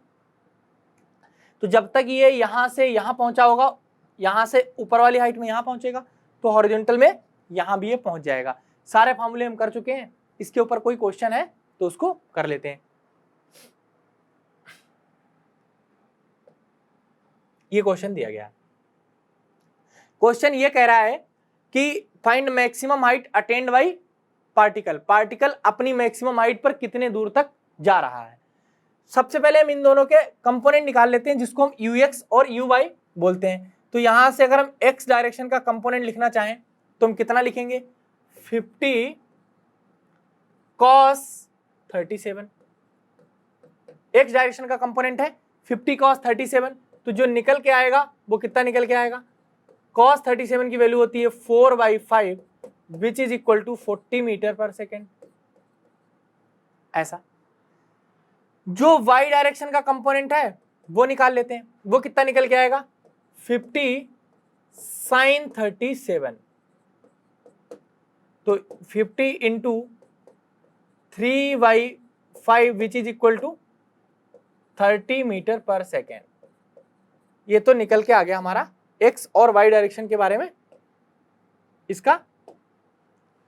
तो इस डायरेक्शन में जो दिया गया है वो दिया गया है 40, जो इस डायरेक्शन में दिया गया है वो कितना दिया गया है 30। सवाल ये पूछ रहे हैं कि maximum height attend by particle, एक एक पार्ट को हम कर रहे हैं। एच मैक्स को देखते हैं, तो एच मैक्स का हमारे पास फॉर्मूला क्या है, पहले तो बिल्कुल फॉर्मूले के साथ में चलते हैं, you square sine square theta by 2g, ऐसा है।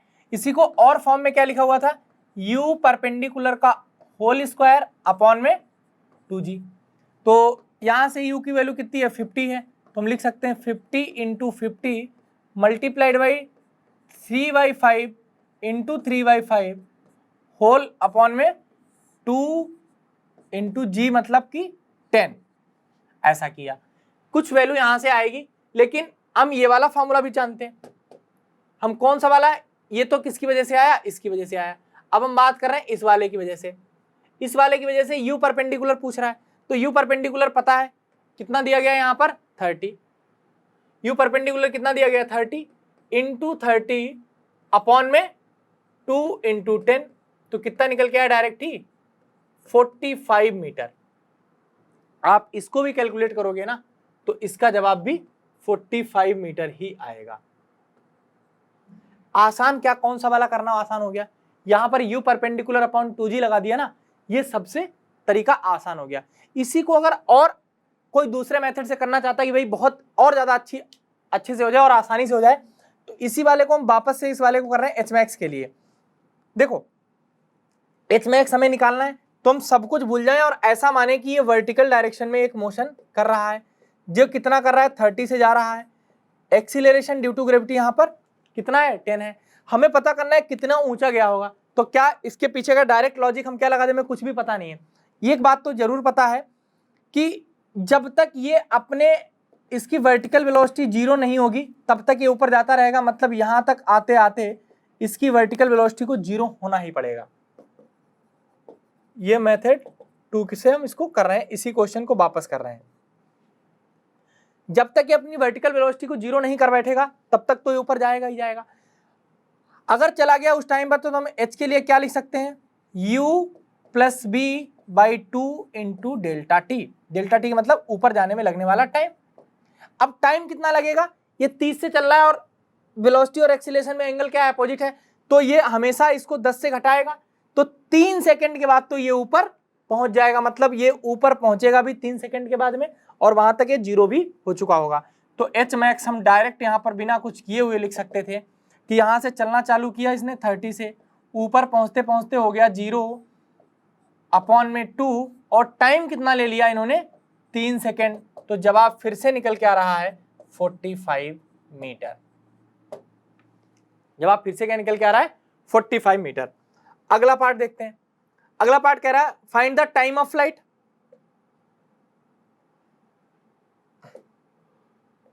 क्या पूछ रहा है? टाइम ऑफ फ्लाइट पूछ रहा है। दूसरा पार्ट पूछ रहा है time of flight. Time of flight को हम कैसे डिनोट कर रहे थे? टीएफ से। डायरेक्ट एक तो फॉर्मूला लगा लेते हैं 2u sin थीटा वाई जी, जिसको हम लिखेंगे 2u परपेंडिकुलर अपॉन में जी। इनमें वैल्यू पुट करो। थीटा क्या है? एंगल ऑफ प्रोजेक्शन है। u क्या है? इनिशियल जो इसकी वेलोसिटी है वो है। जी क्या है? इनकी सबकी वैल्यू पुट करो और आगे सॉल्व करेंगे तो हमें टाइम ऑफ फ्लाइट मिल जाएगा। लेकिन हम ऐसे नहीं करना चाहते। हम क्या करना चाह रहे हैं? डायरेक्ट लॉजिक के साथ देखना चाहें तो हम कैसे देख सकते हैं टाइम ऑफ फ्लाइट के बारे में कि अगर ये 30 से ऊपर जा रहा है, 30 से ऊपर जा रहा है तो हमें पता है एक्सीलरेशन इसके अपोजिट डायरेक्शन में लग रहा है, तो ये कितनी देर बाद इसको जीरो कर देगा? तो पता है 3 सेकंड बाद जीरो कर देगा। तो जो लगने वाला टाइम है वो कितना है?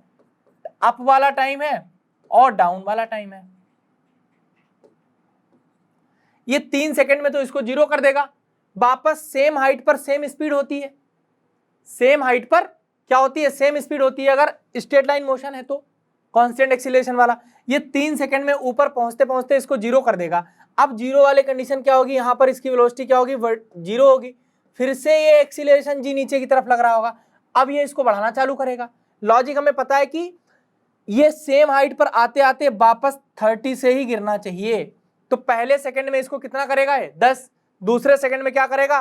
20। तीसरे सेकंड में क्या कर देगा? वापस 30। तो जितना टाइम ऊपर जाने में लगा उतना ही टाइम नीचे जाने में लगा। तो जो टी अप लगा है टाइम ऑफ फ्लाइट के लिए, उसको हम क्या लिख सकते हैं भाई? 36 और 10 से हर बार घटा रहे हैं तो 3 सेकंड में पहुंच गया। जीरो था, 30 तक ले जाना था, हर बार 10 बढ़ाना था, तो कितने वापस सेकंड हो गया? 3। तो यहां से कितना टाइम निकल के आया? 6 सेकंड। बिना पेन उठा के आप इसको ऐसे भी कैलकुलेट कर सकते हैं। काइनेमेटिक्स के जो बहुत सारे सवाल हैं उनको हम अपने लॉजिक से ही आसानी से सॉल्व कर लेते हैं। अगला पार्ट क्या दिया था? Find height of projectile after 2 second. 2 second के बाद इसकी प्रोजेक्टाइल की हाइट बतानी है। अगर आपको 2 सेकंड के बाद इसकी हाइट बतानी है तो t इक्वल टू 2 हमने टाइम यहां पुट कर लिया। अब t equal to time put करा तो हमें क्या चाहिए? यहां पर 2 सेकंड के बाद हाइट बतानी है तो हमें क्या चाहिए भाई? 2 सेकंड के बाद हाइट बतानी है, मतलब हाइट बतानी है at t equal to 2 second. फिर से हम यही लगा देंगे कि वर्टिकल डायरेक्शन में वेलोसिटी पता कर लें हम 2 सेकंड पे, और अपॉन में हम ये लिख सकते हैं ना u plus v by 2 into t. T की वैल्यू तो हमें पता कि 2 सेकंड के बाद का हाल बताना है। u पता कर लें 2 सेकंड में कितना होगा। ये दोनों इंडिपेंडेंट लिखे हुए, ये कितने से जा रहा है? ऊपर की तरफ 30 से जा रहा है। एक्सीलरेशन ड्यू टू ग्रेविटी कितना है? 10 है। तो 2 सेकंड बाद इसका क्या हाल होगा? 1 सेकंड बाद ये कितने से हो जाएगा? 20 से। भाई ये दोनों अपोजिट डायरेक्शन में, तो t इक्वल टू अगर 1 सेकंड की बात करेंगे, ये t इक्वल टू 0 है, t इक्वल टू 1 सेकंड की बात करेंगे तो ये ऊपर की तरफ जा रहा होगा कितने से? 20 से। t इक्वल टू 1 की बात हो गई, और 1 सेकंड आगे की बात करोगे तो ऊपर की तरफ कितने से जा रहा होगा? 10 से। यही तो बात होगी। बस बाकी भी तरीके हैं, लेकिन हम सबसे आसानी से कैसे पहुंच सकते हैं वो देख लें। तो t इक्वल टू जो इसका u है वो तो 30 है, जो v है वो है हमारे पास 10। फाइनल वेलोसिटी इसकी क्या होगी? t इक्वल टू 2 सेकंड पर 10 हो जाएगी। लेकिन हम सबको पॉजिटिव ले रहे हैं, ऊपर वाली डायरेक्शन को क्या मान लिया है? पॉजिटिव। ऊपर वाली डायरेक्शन को क्या कंसीडर कर लिया है? पॉजिटिव। अगर ऊपर वाली डायरेक्शन को पॉजिटिव कंसीडर कर लिया है तो फिर ये चलता रहेगा, प्लस साइन ही। और टाइम हमारे पास कितना दिया गया है? 2। क्यों? 2 सेकंड की तो बात कर रहे हैं, तो हमारे पास यहां से कितना निकल के आ गया? 20 मीटर। आप चाहो तो इसको चेक भी कर सकते हो। अगला क्वेश्चन क्या था? अगला क्वेश्चन है find the minimum velocity of projectile during its motion in air. इस प्रोजेक्टाइल की मिनिमम वेलोसिटी कब होगी? ये देखो अच्छा सवाल है, इसको हम लॉजिक से भी समझ सकते हैं। देखो जब यहां पर इसकी 40 थी, 30 थी, तो इसकी हम वेलोसिटी लिखेंगे तो हम क्या करेंगे? इसका भी कंपोनेंट करेंगे। अगर हमें कहीं पर जो प्रोजेक्टाइल की वेलोसिटी लिखनी पड़ जाएगी तो हम क्या लिखेंगे भाई, अगर हमें प्रोजेक्टाइल की वेलोसिटी लिखनी पड़ती है तो हम v को क्या लिखते हैं, v x का डायरेक्शन, v y का डायरेक्शन। हमें क्या चाहिए, इसकी मिनिमम स्पीड चाहिए, तो अगर हमें इसकी स्पीड लिखना है तो हम मैग्नीट्यूड लगाते हैं और ये लिख देते हैं, ठीक है। अब हमें क्या चाहिए, हमें चाहिए मिनिमम स्पीड, मतलब कि ये वेलोसिटी का मॉड क्या है, स्पीड होता है, और ये हमें क्या चाहिए भाई, मिनिमम चाहिए, मिनिमम चाहिए। बिल्कुल पहले से ही जानते हैं कि जो इसमें Vx वाला कंपोनेंट है ये तो बदलता ही नहीं है, ये क्या है भाई, फिक्स है। तो जो कुछ भी उछल कूद कर पाएगा y वाला कंपोनेंट कर पाएगा, जो भी उछल कूद करेगा। तो अगर हमें इसको मिनिमम करना है, फॉर इसको मिनिमम करना है तो क्या ये किस चीज को बता रहा है कि हमें किस चीज को मिनिमम कर देना चाहिए, v वर्टिकल को मिनिमम कर देना चाहिए। और v वर्टिकल मिनिमम कितनी हो सकती है, 0 हो सकती है। v वर्टिकल मिनिमम कितनी हो सकती है, 0 हो सकती है। तो जो इसका v मिनिमम होगा वो कितना होगा, जाके जो स्पीड का मिनिमम स्पीड होगी वो हमारी कितनी होगी, जाके यहाँ पर vx हॉरिजॉन्टल वाली जो वेलोसिटी होगी वही, उसी का जो अगर हम मैग्नीट्यूड लिखना चाहें वही हमारी क्या होगी, मिनिमम होगी। और यहाँ पर ये कब आएगी, ये तो फिक्स ही है, यही बचेगी सिर्फ, ये तो बदल ही नहीं रही है। और ये होगी कब, जब ये अपने हाईएस्ट पॉइंट पर होगा। तो कितनी होगी भाई, यहाँ पे कितना कंपोनेंट था, 40 था। तो इसकी जो मिनिमम वेलोसिटी होगी ये कहाँ होगी, हाईएस्ट पॉइंट पर इसकी होगी, और कितनी होगी, 40 होगी, हाईएस्ट पॉइंट पर होगी और कितनी होगी, 40 होगी। 40 कहां पर, एट हाईएस्ट पॉइंट। देखो ठीक है, इक्वेशन ऑफ जो ट्रेजेक्ट्री है ना, इसी को हम लोग बोलते हैं इक्वेशन ऑफ पाथ भी बोलते हैं। इक्वेशन ऑफ ट्रेजेक्ट्री को ही हम क्या बोलते हैं, इक्वेशन ऑफ पाथ। अच्छा, जो भी पाथ की इक्वेशन है ना, इसको, इस बात का कहने का क्या मतलब होता है, किसी को बोल रहे हैं कि भाई इक्वेशन ऑफ पाथ है, इसका मतलब है कि x और y के बीच का रिलेशन, बस x और y में जो रिलेशन है वही क्या है, हमारा इक्वेशन ऑफ पाथ है। तो इसको और आसान भाषा में बोलना चाहें क्या बोलेंगे, relation between x and y। यहां के लिए हम x और y के बीच में जो रिलेशन है उसको हम बोल सकते हैं। जैसे हमने बोला कि ये पार्टिकल क्या कर रहा होता है, सुपरपोजिशन कर रहा होता है, कोई एंगल यहां पर हम थीटा कंसीडर कर लेते हैं। अगर ये सुपरपोजिशन कर रहा है तो ये सुपरपोजिशन मतलब कि दो स्ट्रेट लाइन मोशन का सुपरपोजिशन है। तो ये जब इधर यहां पर कहीं इक्वेशन पर पहुंचा, मान लेते हैं हमने इस लोकेशन को नाम दिया x और y, तो अगर हम x लिखना चाहेंगे कि ये कहां होगा x, तो उसको क्या बोल सकते हैं कि इस डायरेक्शन में इसकी क्या होती है, कांस्टेंट होता है। तो इस डायरेक्शन में इसकी स्पीड कितनी होगी, u cos थीटा, और ऊपर के डायरेक्शन में कितना होगा, u sin थीटा। किसी पॉइंट x पर, ये पॉइंट P है, इस पॉइंट पर हम देखें कि भाई ये x डायरेक्शन में कितना आगे गया, और इस पॉइंट पर हमने टाइम लिया है at t is equal to t. Time क्या है, t is equal to t है। तो u cos थीटा तो हमारा क्या है भाई, कांस्टेंट है। कितने टाइम के लिए जा रहा है, t के लिए जा रहा है। तो ये x डायरेक्शन में अगर x इसने आगे गया होगा तो u cos थीटा से इसको t टाइम तक जाना पड़ा होगा। दूसरी अगर हम y की बात करते हैं तो y के लिए हम क्या बोल सकते हैं कि यहां पर वर्टिकल वाला जो कंपोनेंट है वो क्या है, u sin थीटा। इसकी वजह से y डायरेक्शन में जाएगा, इसकी वजह से y डायरेक्शन में जाएगा। तो इसको हम क्या लिख सकते हैं, u sin theta into t minus half g into t square, ऐसा लिख देंगे। y डायरेक्शन में जब यहां पहुंचा होगा तो इस तरीके से पहुंचा होगा। इसको इक्वेशन नंबर 1 बोलो, इसको बोलो 2। माइनस जी क्यों लिख दिया, क्योंकि ऊपर वाले डायरेक्शन को पॉजिटिव लिया, इधर वाले को पॉजिटिव लिया। अब हम क्या कर सकते हैं, हमें क्या करना चाहिए कि हमें सिर्फ x और y में रिलेशन चाहिए। क्या चाहिए, we need only relation in x and y। तो we have to relation between x and y, हमें इक्वेशन ऑफ पाथ चाहिए, मतलब कि इक्वेशन ऑफ ट्रैजेक्टरी चाहिए। तो हमें क्या करना चाहिए, एलिमिनेट t, जो हमारा टारगेट है ना वो क्या है, एलिमिनेट टाइम। टाइम को क्या करना है, एलिमिनेट करना है, यही टारगेट है।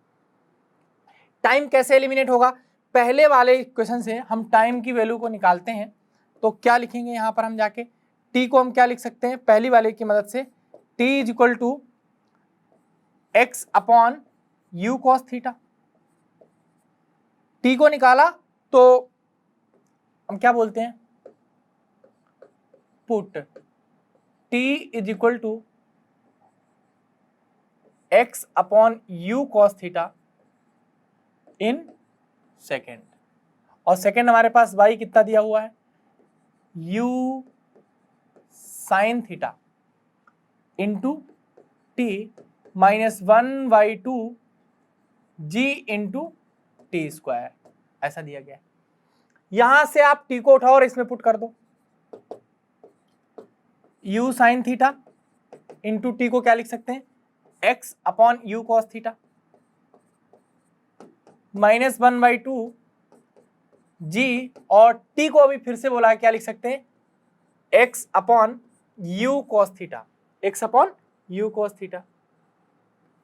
एक चीज आप देखो, बताओ आसानी से कि यहां पर जो u से तो u कैंसिल हो जाएगा, sign theta upon cos theta हमारे पास क्या होता है, tan थीटा होता है, sign theta upon cos theta क्या होता है, tan थीटा होता है, माइनस 1/2 g, ये x स्क्वायर तो ऊपर रह गया और नीचे क्या आ रहा है हमारे पास, u square cos square theta. यही है हमारी इक्वेशन ऑफ ट्रेजेक्ट्री। इसको x tan थीटा, क्योंकि x ऊपर था ना तो ये x tan थीटा, तो हमारी इक्वेशन ऑफ ट्रेजेक्ट्री क्या निकल के आई, y बराबर x tan theta 1/2 gx square u square cos square theta.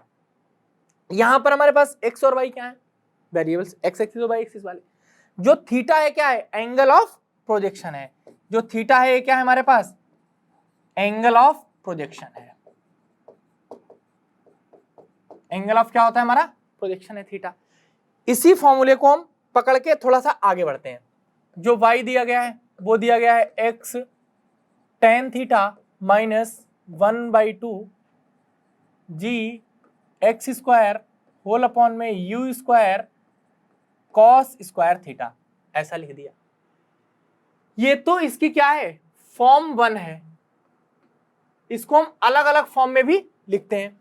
दूसरी फॉर्म में इसको हम क्या लिख सकते हैं, हमें पता है कि cos स्क्वायर जो थीटा होता है ना, उसको हम sec square theta reciprocal relation में होते हैं, तो sec स्क्वायर थीटा भी हम इसको कर सकते हैं। तो इसको हम ऐसे भी लिख सकते हैं, y बराबर x tan theta 1/2 g x square, cos square अगर ऊपर जाएगा तो sec स्क्वायर हो जाएगा, cos स्क्वायर ऊपर जाएगा तो sec स्क्वायर थीटा हो जाएगा, साथ ही साथ नीचे तो क्या बना रहेगा हमारा u स्क्वायर। u क्या है, जिस स्पीड से इसको ऊपर किया गया है। जो sec स्क्वायर थीटा होता है, जो sec स्क्वायर थीटा है, इसी को sec स्क्वायर थीटा को हम लोग क्या लिख सकते हैं, यह वाली बात को sec स्क्वायर थीटा को लिखा जा सकता है 1 + tan square theta, 1 + tan square theta sec square theta को लिख सकते हैं। तो इसकी जो नई फॉर्म निकल के आती है वो निकल के आती है y बराबर x tan theta 1/2 g x square whole upon में u स्क्वायर, और साथ ही साथ 1 + tan स्क्वायर थीटा। देखो ये इसकी क्या हो गई, फॉर्म 2 हो गई, ये इसकी क्या है, फॉर्म 2 है। यहां पर अगर हम x tan थीटा को कॉमन लेते हैं, इस सब में से x tan थीटा को कॉमन लेते हैं, अब यहां तो x tan थीटा है ही नहीं, तो क्या करना चाहिए, नहीं है तो जो चीज नहीं है उसको मल्टीप्लाई करते हैं, उसी को डिवाइड करते हैं, ऐसा करते हैं।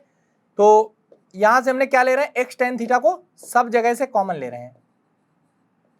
अगर हम यहां से x tan थीटा को कॉमन लेंगे तो ये तो 1 बचेगा, लेकिन यहां तो x tan थीटा हमारे पास था ही नहीं, तो हम क्या करेंगे भाई, हमने यहाँ पे मल्टीप्लाई किया होगा और डिवाइड किया होगा। जब आप x tan थीटा से यहां मल्टीप्लाई और डिवाइड करोगे तो आप आगे फर्दर रिजल्ट को सॉल्व करोगे, ये निकल के आता है x/r, यहां इसलिए कर रहे हैं क्योंकि एक ही पर इसका पूरा आ जाएगा फॉर्मूला हमारा। तो यहां जब आप इसको x tan थीटा को वापस से कॉमन लोगे तो आपको क्या करना होगा, x tan थीटा तो यहां से आपने ले लिया, यहाँ 1 बन गया, यहाँ नहीं है तो आप x tan थीटा से ही मल्टीप्लाई करना, एक्स टेन थीटा से ही डिवाइड करना। जो मल्टीप्लीकेशन वाला है वो बाहर चला जाएगा, जो डिवाइड वाला है, डिवाइड वाले से क्या होगा, एक एक्स से एक्स कटेगा, ठीक है, और टेन थीटा बचा रहेगा, तो 1 + टेन स्क्वायर थीटा जो है वो कितना होता है, sec square theta. Sec square theta वापस हमारे पास क्या बन जाएगा, जाके नीचे आकर कॉस स्क्वायर थीटा। जब नीचे आकर ये कॉस स्क्वायर थीटा बनेगा तो उस कॉस स्क्वायर थीटा और टेन थीटा में हम क्या कर सकते हैं, टेन थीटा को sign theta upon cos theta लिख सकते हैं। यहां से कटेगा तो नीचे जो है जी को जैसे ही नीचे लाएंगे हम लोग तो फटाफट से हमारे पास क्या फॉर्मूला बन जाएगा, रेंज का फॉर्मूला बन जाएगा। चलो हम कर ही देते हैं, यहाँ पे आपको लग रहा है तो मैं यहाँ पे कर ही देता हूं आपके लिए कि क्या क्या बातें बोल रहे हो इतनी सारी। देखो y बराबर एक्स टेन थीटा में यहां से कॉमन लेना है, तो कॉमन तो तब ले पाएंगे जब होना चाहिए, नहीं है कोई दिक्कत नहीं है। हमने क्या करा कि 1/2 g x square u square 1 + tan square theta इतना लिखा हुआ है। कॉमन लेना था हमें क्या, एक्स टेन थीटा, तो हमने क्या करा, एक्स टेन थीटा से मल्टीप्लाइड और एक्स टेन थीटा से ही डिवाइड, एक्स टेन थीटा से मल्टीप्लाई और एक्स टेन थीटा से ही डिवाइड। जैसे ही आपने एक्स टेन थीटा से मल्टीप्लाई इधर किया तो हम इसको क्या ले सकते हैं, फटाफट से कॉमन लिया। अब कॉमन ले सकते हैं आसानी से, तो क्या बनेगा, जाके एक्स टेन थीटा यहां बन गया, नहीं है तो क्या करेंगे भाई, ले लेंगे। एक्स टेन थीटा यहां से कॉमन बना तो यहां कितना बचा, आके जो एक्स है एक एक्स यहां कट गया, कट गया। ऊपर वाला तो सारा का सारा कॉमन में चला गया था, नीचे वाले एक्स से ये वाला एक्स यहां कट गया, तो हमारे पास बचा क्या, 1/2 जो जी है ऊपर तो जी एक रह गया, यहां क्या रह गया, यू स्क्वायर। जो 1 + टेन स्क्वायर थीटा है इसको हम क्या लिख सकते हैं, इसको हम लिख सकते हैं 1 + टेन स्क्वायर थीटा को लिख रहे हैं हम यहां पर सेक स्क्वायर थीटा, और नीचे लाएंगे तो ये कितना हो जाएगा, कॉस स्क्वायर थीटा। ये टेन थीटा हमारे पास लिखा हुआ है, इस टेन थीटा को हम क्या लिख सकते हैं, साइन थीटा अपॉन में कॉस थीटा। बिल्कुल घबराना नहीं है, आसानी से आगे बढ़ेंगे। इस कॉस थीटा से एक कॉस थीटा चला जाएगा तो ये लिखा क्या हुआ है बेसिकली, और यहां पे एक एक्स और बच रहा था, तो यहां बेसिकली लिखा क्या है कि ये जो कॉस थीटा से कॉस थीटा कैंसिल हुआ, एक कॉस थीटा साइन थीटा, तो लिखा हुआ है 2u square cos theta sine theta. अगर आप जी को भी नीचे ले आओ, किसको नीचे ले आओ, जी, इस वाले जी को नीचे ले आओ, तो डायरेक्ट हमारे पास जो रिजल्ट बनने वाला है वो डायरेक्ट बनने वाला है कि एक्स टेन थीटा को तो हम इधर ले आए, 1 - x upon 2u square cos theta sine theta और होल अपॉन में जी। और हमें पता है कि जो ये टोटल बात दी गई है, जो टोटल ये चीज होती है, इसकी वैल्यू कितनी होती है, आर होती है। तो डायरेक्ट हम इस रिजल्ट को लिखना चाहें तो हम डायरेक्ट लिख सकते हैं यहाँ पर कि जो y बराबर हमारे पास निकल के आया है एक्स टेन थीटा को कॉमन लेने से, वो क्या निकला है, 1 - x/r। ये तीनों अलग अलग फॉर्म है। r क्या है यहाँ पर हमारे पास, r क्या है हमारे पास, रेंज है। जो r है वो हमारे पास क्या है, रेंज है, और यही इसकी क्या है, फॉर्म नंबर 3 है। ये सारी की सारी फॉर्म हमने देख ली है। इन्हीं की मदद से हम कोई भी इक्वेशन, आप ट्रैजेक्टरी का कैसा क्वेश्चन होगा, कैसे उसको सॉल्व करते हैं उसको हम देख लेते हैं। एक्स क्या है, वाई क्या है, कोऑर्डिनेट, थीटा क्या है, एंगल ऑफ प्रोजेक्शन है, यू क्या है, इनिशियल जो हमारे पास जिससे फेंका गया है वो वेलोसिटी ऑफ प्रोजेक्शन है, प्रोजेक्शन की वेलोसिटी है।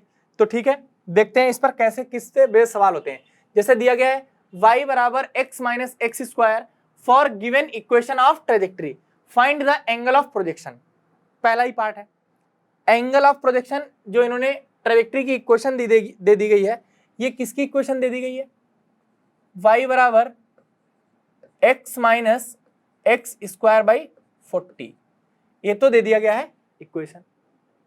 और हमसे सवाल क्या पूछा जा रहा है कि पहला ही सवाल क्या है कि find the angle of projection, हमें किस एंगल पर इसको प्रोजेक्ट किया गया होगा। देखो हमें नहीं पता, लेकिन ये तो इतना तो पक्का पता है, ये तो इसकी हो गई पाथ की इक्वेशन, ये क्या हो गई इसके पाथ की इक्वेशन दे दी गई है, मतलब कि ये वाली, ये इसकी इक्वेशन दी गई है, y बराबर x minus x square by 40। अब हमसे पूछता क्या है कि भाई हमें ये बताना है एंगल ऑफ प्रोजेक्शन, हमें इसका बताना है। तो क्या बोल सकते हैं, एंगल ऑफ प्रोजेक्शन पूछ रहा है।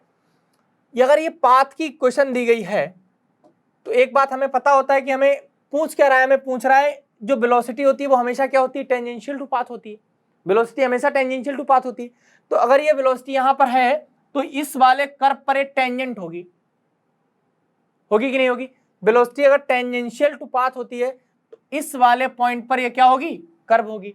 और इस वाले पॉइंट पर x कितना है, 0 है, y कितना है, 0 है। तो हमें क्या चाहिए, हमें चाहिए dy बाई डी एक्स है, जो क्या बताएगा, स्लोप बताएगा। और स्लोप बताएगा इस पॉइंट पे जो स्लोप बता रहा है वो कौन, किसका स्लोप बता रहा है, टेंजेंट का। और टेंजेंट क्या है यहाँ पर, वेलोसिटी।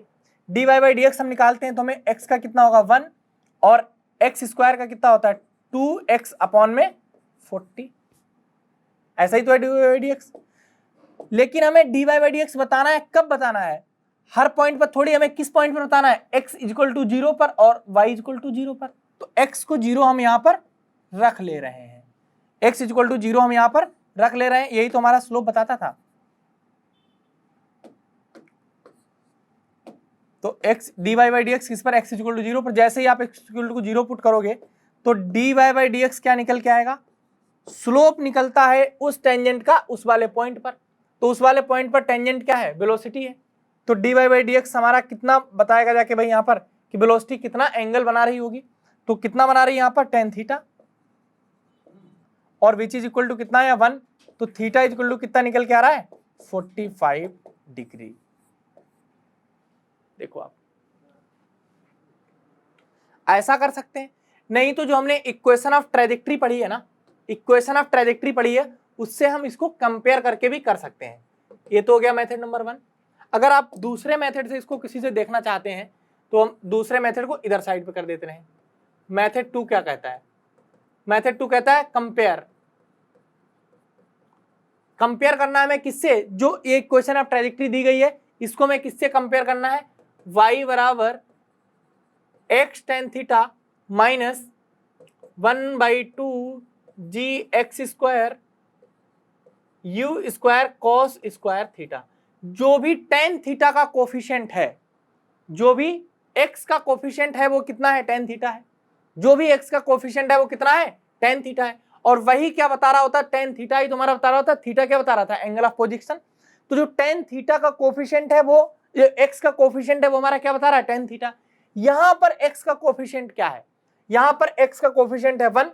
तो इसको अगर हम 1 बोल दें, इसका इसके साथ कंपेयर कर रहे हैं 2 के साथ, तो कंपेयर 1 विद 2, तो हम क्या लिख सकते हैं यहां पर, फ्रॉम कंपेरिजन, कंपेयर करने पर, तो on comparison, comparison from 1 and 2, एक का दूसरे से कंपेरिजन कर रहे हैं। तो हम क्या कर रहे हैं कि भाई जो tan थीटा की वैल्यू है वो कितनी निकल के आ गई, 1। फिर से हम बोल सकते हैं कि थीटा हमारा क्या निकल के आ गया, 45 डिग्री। एंगल ऑफ प्रोजेक्शन फिर से क्या निकल के आ गया हमारा, 45 डिग्री। तो रेंज ऑफ प्रोजेक्टाइल जो हमसे पूछ रहा है, रेंज ऑफ प्रोजेक्टाइल पूछ रहा है,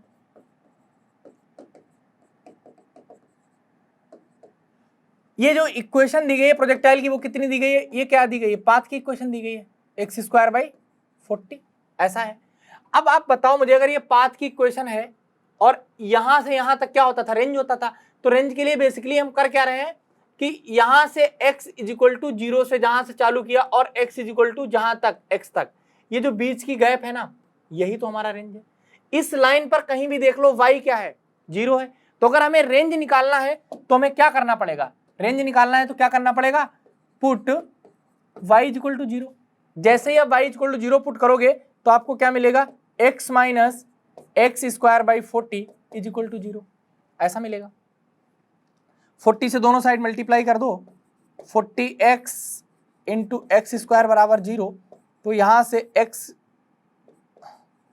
40 minus x is equal to 0, तो x की वैल्यू कितनी निकल के आ रही, x की वैल्यू निकल के आ रही है 40 मीटर। ये x²/40 दिया था। तो जो हमारी रेंज निकल के आ रही है वो कितनी निकल के आ रही है, 40 मीटर। आगे देखते हैं, आगे क्या पूछा गया, मैक्सिमम हाइट पूछ रहा है प्रोजेक्टाइल की। मैक्सिमम हाइट के लिए हम लोग क्या कर सकते हैं, मैक्सिमम हाइट के लिए यहां पर मैक्सिमम हाइट, देखो एक बात समझना, हमारे पास जो रेंज निकल के आई वो निकल के आई 40। जैसे कोई प्रोजेक्टाइल का पाथ बन रहा होगा, जस्ट अंडरस्टैंडिंग को क्रिएट करने के लिए हम लोग ऐसा कर रहे हैं। अगर ये प्रोजेक्टाइल हमारा हो रहा है ऐसे करके गिर रहा है, तो हमें पता है कि ये आपने बोल दिया कि ये कितना निकल के आया, 40 निकल के आया। ये क्या हो रहा था, सुपर पोजिशन हो रहा था दो इंडिपेंडेंट डायरेक्शन में। कहने का मतलब जब ये एक्स पे यहां था तो वाई पर यहां था, जब ये एक्स एक्सिस पर यहां, वाई एक्सिस पर यहां होगा, इसका मतलब ये अपने रेंज से आधे दूरी पर होगा, रेंज से आधे दूरी पर होगा। ये बता क्या रहा है, ये एक्चुअली पाथ की इक्वेशन ही तो है, x²/40। ये बता क्या रहा है, पाथ की इक्वेशन बता रहा है। पाथ की इक्वेशन में अगर हमें मैक्सिमम हाइट चाहिए, हाइट चाहिए मतलब कि हमें y चाहिए, y चाहिए, लेकिन हमें y कब चाहिए, जब हमें ये मैक्सिमम हाइट वाला चाहिए। मैक्सिमम हाइट वाला y कब होगा, जब हमारे पास x क्या होगा, 20 होगा। मतलब कि रेंज का जो मिड पॉइंट है, जब यह पार्टिकल यहां होगा तो इसका मतलब x डायरेक्शन में यहां है, y डायरेक्शन में यहां है। जब पार्टिकल यहां है तो इसका मतलब जब पार्टिकल x = 20 पर है तो वो अपनी मैक्सिमम हाइट पर ही होगा। तो हम बोलते हैं फॉर मैक्सिमम हाइट के लिए क्या होना चाहिए, x = 20, पुट x = 20। इक्वेशन हमारे पास दी गई है, y बराबर x - x²/40, पुट कर दिया हमने तो हमें y मिल जाएगी 20 - 20 × 20 अपॉन में 40 to 10। तो y की वैल्यू कितनी आ गई, 10 मीटर। क्या इसके अलावा कोई तरीका नहीं है, बिल्कुल तरीका है। हमें एंगल ऑफ प्रोजेक्शन पता चल चुका है, तो हम बाकी फार्मूला और दूसरा फार्मूला लगाकर भी हम इसको, एच मैक्स का फार्मूला लगाकर भी इसको हम सॉल्व कर सकते हैं। अगला क्वेश्चन देखते हैं, टाइम ऑफ फ्लाइट की बात कर रहा है। किसकी बात कर रहा है, टाइम ऑफ फ्लाइट की बात कर रहा है। तो टाइम ऑफ फ्लाइट को देखते हैं।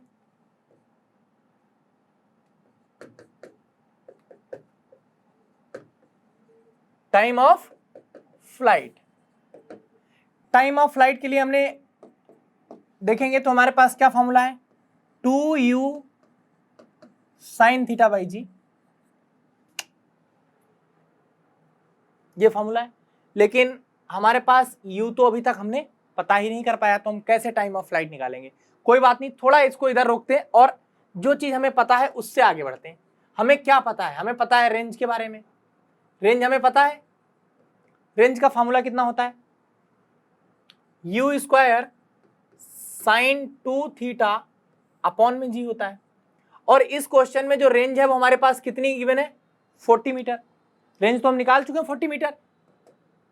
u को ऐसे ही छोड़ दिया, हमें u को निकालना है, और थीटा हम पता कर चुके हैं, थीटा कितना था हमारे पास, 45 डिग्री। तो sin 2θ कितना होगा जाके, 90 डिग्री। तो sin 2θ का वैल्यू कितना हो जाएगा, 1 अपॉन में g। तो यहां से इसको मल्टीप्लाई करोगे तो u² बराबर निकल के आएगा 400।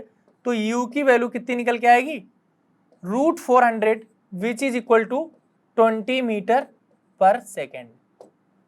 कैसे ये किया हमने, u को कैसे, क्योंकि हमें चाहिए, थीटा पता है, u नहीं पता था, u को निकालना पड़ा। u को निकालने का सबसे बड़े तरीका क्या था कि इक्वेशन ऑफ ऐसे हमने निकाल लिया। तो अब हम टाइम ऑफ फ्लाइट निकालना बहुत ही आसान काम हो गया। तो हम इसको क्या लिख सकते हैं, 2u, u की वैल्यू डाल देते हैं, u की वैल्यू तो निकाल ही चुके हैं, 2 × 20 × sin θ। sin θ हमारे पास अब कितना है, थीटा कितना है 45 डिग्री। तो sin θ कितना होता है हमारे पास, 1/√2 और अपॉन में 10। 10 से इसको काट दिया तो कितना निकल के आएगा, ये 2 है, 4/√2, 4/√2। तो इसको क्या लिख सकते हैं, 2 इंटू √2 सेकेंड, इतना आएगा हमारा टाइम ऑफ फ्लाइट, इतना आएगा हमारा टाइम ऑफ फ्लाइट। आगे देखते हैं अगला क्वेश्चन क्या है। अगला क्वेश्चन पूछ रहा है speed of projection. Speed of projection तो निकल ही गई है, स्पीड ऑफ प्रोजेक्शन बिना बताए कैसे निकल गई है, रेंज के फॉर्मूले से हमने देखा तो स्पीड ऑफ प्रोजेक्शन हमने निकाल दी है। अगर कोई कहता है कि ऐसे नहीं तो कैसे निकाल सकते हैं, फिर आप इक्वेशन को स्टैंडर्ड इक्वेशन से कंपैरिजन करके फिर से हम स्पीड को भी निकाल सकते हैं। टाइम ऑफ फ्लाइट निकाल लिया है, तो अगर स्पीड को निकालना चाहेंगे तो उसको भी स्टैंडर्ड इक्वेशन से कंपैरिजन करके स्पीड को भी हम निकाल सकते हैं।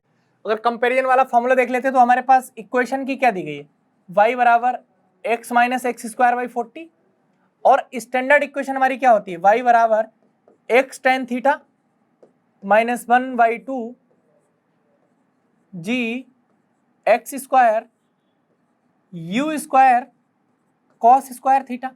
ऐसा होता है। आपको क्या करना है कि हमें पता चल चुका है कि यहां से tan थीटा कितना है, कंपैरिजन की वजह से भाई हम जो x का कोफिशिएंट है वो tan थीटा के बराबर होगा। इन दोनों को क्या कर रहे हैं, हम आपस में कंपेयर कर रहे हैं।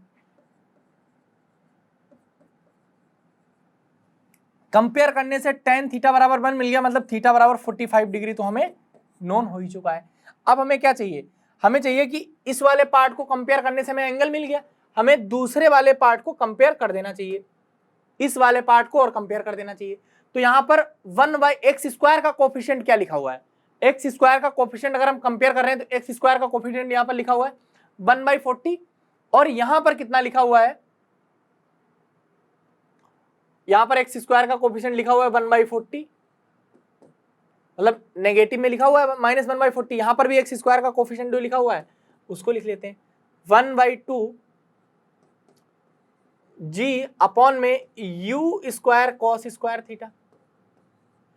tan थीटा अगर 1 पता है तो cos थीटा हमें पता है, क्योंकि थीटा 45 डिग्री हो गया। तो यहां से सीधे सब चीजों को ऊपर ले आते हैं, तो यहां से 2 से इसको काट देंगे तो कितना बनेगा 1/20। इधर ले आओगे cos स्क्वायर थीटा को वैल्यू 45 डालोगे तो 1/√2 का होल स्क्वायर, ऐसा। और साथ ही साथ में हमारे पास 2 से कट चुका था, u स्क्वायर को नहीं लाना है, ऊपर cos स्क्वायर थीटा को यहां ले आए तो हमारे पास g को इधर और नीचे ले आओ, तो क्या बना है 1/u स्क्वायर। u स्क्वायर को ऊपर ले आओ, इसको नीचे ले जाओ तो हमारे पास क्या बन जाएगा, u स्क्वायर बराबर 200 इंटू 2, ऐसा बनेगा।